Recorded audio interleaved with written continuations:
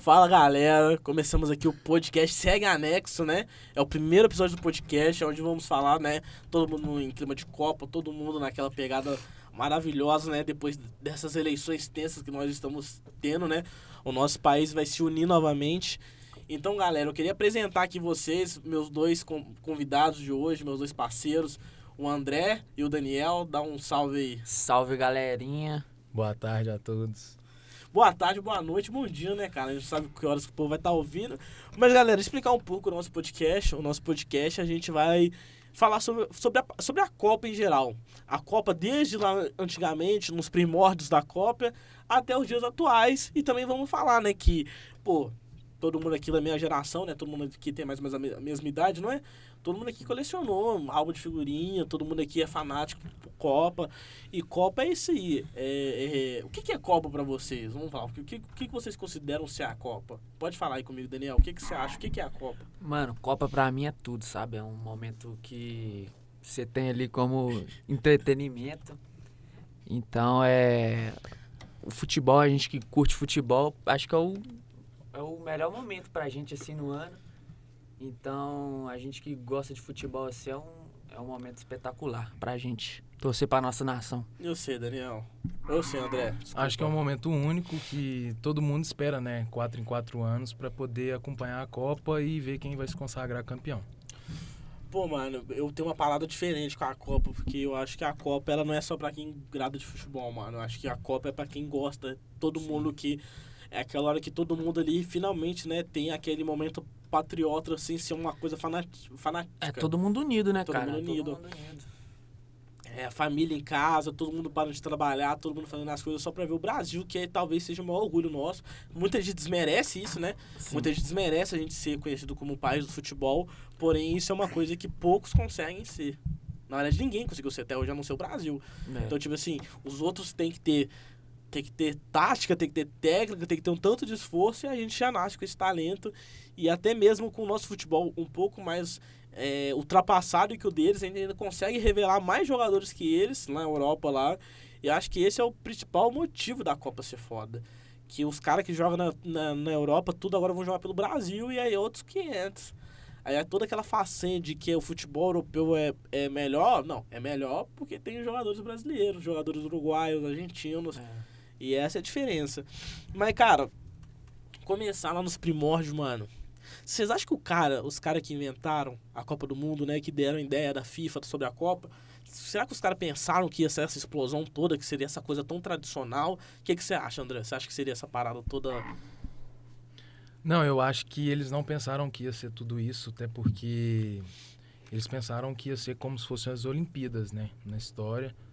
E teve um sucesso muito maior do que as Olimpíadas e que é igual eu falei no começo, todo mundo espera de 4 em 4 anos para ter o sucesso novamente. Então, acho que foi além da expectativa criada. E você, Daniel? Mano, pra mim também, eu acho que era algo muito novo pra época, sabe? Pô, tu criar um torneio onde vai ter várias seleções ali, era algo único e a gente vê que a Copa vem evoluindo bastante, sabe? Então, eu acho que, pô, daqui 30 anos, daqui 20 anos, eu acho que a Copa do Mundo vai ser algo mais histórico ainda, sabe? Eu acho que mais gente vai parar pra ver.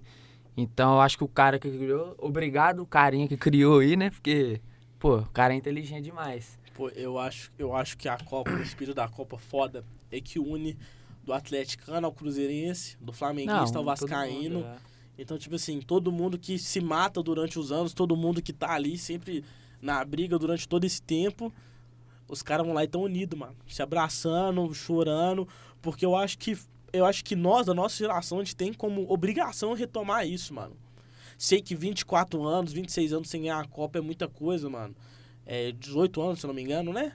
Isso. 18, 19, 20 anos sem ganhar a Copa. Esse Eu acho ano que vai dar 20 anos sem ganhar a Copa é uma parada muito gigante para um país igual o Brasil. É um tempo muito grande e e durante esse tempo nós brasileiros sofremos com isso, cara. Que a gente sofre porque a gente é um país independente, só que com cabeça de país colonial. Então a gente não se autovaloriza em nenhum tipo. Então aí quando chega a Copa, que é o que a gente sabe fazer de melhor, né, que eles deixam a gente fazer de melhor, a gente tem que ganhar, cara. A gente tem que mostrar pros caras que é a gente. Não é alemão, não é italiano, não é espanhol, é nós. Entendeu? Então acho que a gente tem que trazer de volta essa identificação. Do início que eu falei com vocês sobre a parada do jogador do sul-americano tá na Europa, isso diz muito também com a nossa identificação, mano. Porque era muito mais fácil você se identificar com o Romário, sendo que o Romário jogou aqui, no Flamengo, no Vasco. Era muito mais fácil você se identificar com o Pelé, porque o Pelé jogava no Santos. Era muito mais fácil você se identificar com algum jogador, porque ele jogava aqui no Brasil. Hoje o cara sai do Avaí, o cara sai do Figueirense, o cara sai do Boa Vista, ou do Martinelli, que saiu do Ituano, que é pior ainda. E o cara chega e já tá no time europeu e tudo mais, não tem aquela identificação e tal. E aqueles que jogam no Brasil e depois vão, eles ainda são criticados. Gabriel Jesus sofreu muito hater, o Vinícius Júnior sofre muito hater, o Rodrigo não sofre tão hater quanto, porque acho que ninguém liga pra Santista, com todo respeito. Mas esses caras, Vinícius Júnior, até mesmo aqui no Brasil, Arana, esses caras, todo mundo sente esse pouco de desprezo às vezes. O Neymar é literalmente um ídolo nacional. Carrega uns pesos nas costas, né? Carrega uns pesos nas costas há sei lá quantos anos e não tem o reconhecimento dele. Mas voltando aqui, velho, fazendo a pergunta aqui já pra vocês, mano. Olha como o futebol é engraçado, velho. Os 2 primeiros campeões, se eu não me engano, vocês me corrigem a informação, os 2 primeiros campeões da Copa foi o Uruguai. Foi. O campeão da primeira Copa do Mundo foi o Uruguai. E ao passar dos anos, o Uruguai nunca mais ganhou nada. Tipo assim, claro, ganharam a Copa América, mas sobre Copa, eles nunca mais chegaram nem perto de ganhar alguma coisa. Eles tentaram reconhecer as Olimpíadas, não sei se você já viu isso. Eles usam as 4 estrelinhas. Mano. Eu vi também, estava querendo fazer. Eles queriam colocar mais 2 mundiais na conta deles, né? Então, Pra eles terem 4 mundiais. Mano. Então, tipo assim. E é um país que só tem craque de bola, mano. Nos últimos anos foram quem? Suárez, Valverde, Cavani. A geração atual mesmo é muito boa, né, mano? Caramba, a atual é muito boa. Você pega um Uruguai aí. Mas que nem eu falei, essa mudança da Copa, isso pra vocês se dá por quê? Porque tem países que praticam futebol histórico, tipo Holanda, e nunca ganharam. Países que já ganharam e há mais de 20 anos não passam... Não, 20 anos não, né? Mais de 40, 50 anos no caso do Uruguai, que não tem expectativa nenhuma de ser favorito. E o que vocês acham disso, mano? O que é a opinião sobre vocês disso aí? Eu acho que a gente se apega muito a títulos. Por exemplo, aí é a opinião minha. Eu acho uma Holanda muito mais tradicional do que a Inglaterra, que tem um título de Copa do Mundo, mas pouca gente reconhece. Então eu acho que a Holanda tem mais tradição e é uma seleção que não ganha, mas sempre chega forte. Já a Inglaterra ganhou uma vez e sempre é considerada favorita, mas eu não vejo como uma escola mais forte do que a escola holandesa. E você, Dani?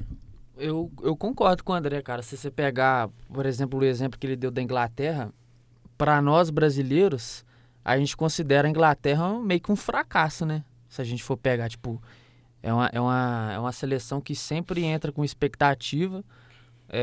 Se eu não me engano, acho que a Inglaterra não tem Eurocopa, né? Não tem Eurocopa, pra você ver. Chegou na final, acho que pela primeira vez na última. Acho que não foi a primeira vez, não, mas eles... Acho que foi a segunda. Foi a segunda vez, pra você ver. Tipo, é uma seleção que tem Copa do Mundo e, pô, chegou pela segunda vez na Eurocopa.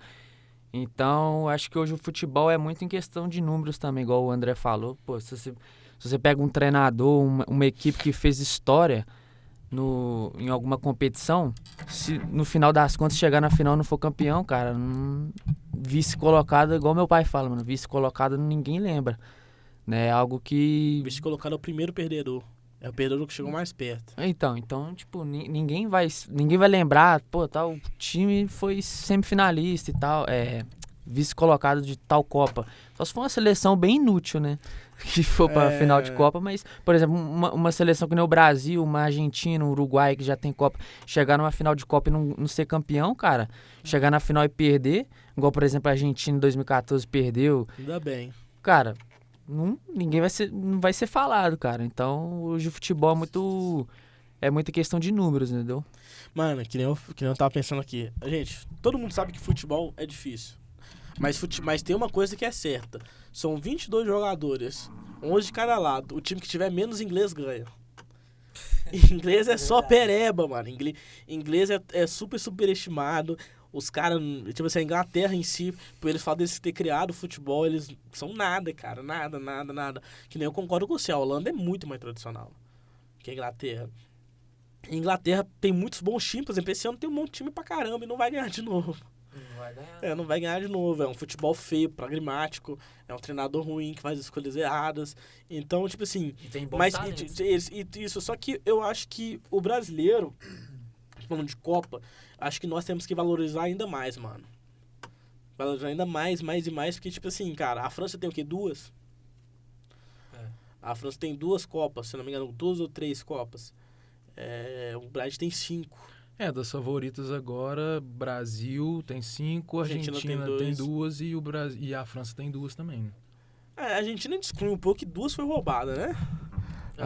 Não, é uma discussão boa de falar. Maradona lá com a água benta lá dele lá, batizado, né? Mas, tipo assim, que nem eu falei, velho. Então, a Copa, ela vem evoluindo muito. Deu dos primórdios. Acho que a primeira Copa foi em 1830? Como que foi? Vocês me Foi corrigem? em 1930 que o Uruguai ganhou. 1930? Foi a primeira. Eu falei 1800, é 1930. Não, o Maracanazo foi em 1850. 1950. Maracanazo foi em 1950. Mas eles ganharam aqui também, eu acho que em 1930, eu acho.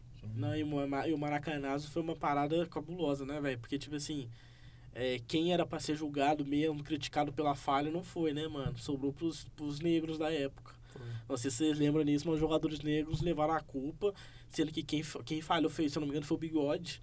Não sei se é ele mesmo, ele falhou. Então, tipo assim, a gente, depois tem que ver essa informação pra ver, mas eu tenho quase certeza que foi ele, né, que foi um dos principais culpados. Então, tipo assim, mas a gente tem que valorizar, cara, porque o Brasil aqui, o Brasil, a seleção brasileira já foi muito usada e pouco desfrutada, mano. Ela já foi usada na ditadura militar para apoio de governo, para propaganda eleitoral de governo militar.